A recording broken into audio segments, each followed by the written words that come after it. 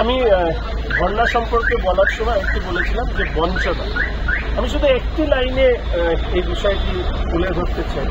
সেটা হচ্ছে যে ওনার বই, ওনার সরকারের ছাপানো বই 2023-24 ফিসক্যাল পলিসি স্টেটমেন্টের এই বইতে পরিষ্কারভাবে উল্লেখিত আছে 2010-11 সাল যেই যখন ইউপিএ সরকারের একটা পার্ট ছিল তৃণমূল কংগ্রেস, সেই সময় পশ্চিমবঙ্গের সরকার, পশ্চিমবঙ্গের রাজ্য সরকার তার যে রেভিনিউ রিসিপ্ট ছিল, সেই রেভিনিউ রিসিপ্টে আমরা দেখতে পাচ্ছি যে রাজ্যের নিজস্ব আয় ছিল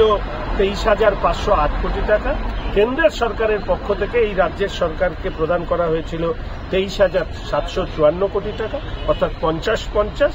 আর 2022-23 সালে যখন ভারতীয় জনতা পার্টির নেতৃত্বাধীন এনডিএ সরকার চলছে, তখন রাজ্যের নিজস্ব আয় হচ্ছে 81,382 কোটি টাকা, আর কেন্দ্রের সরকার দিচ্ছে 1,13,229 কোটি টাকা।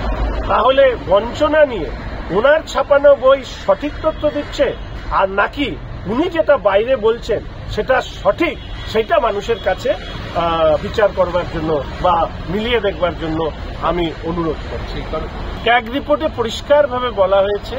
এই যে 600 কোটি টাকার দুর্নীতি হেমন্ত সোরেনের, ঠিক একইভাবে প্রায় 1,90,000 কোটি টাকা ইউসি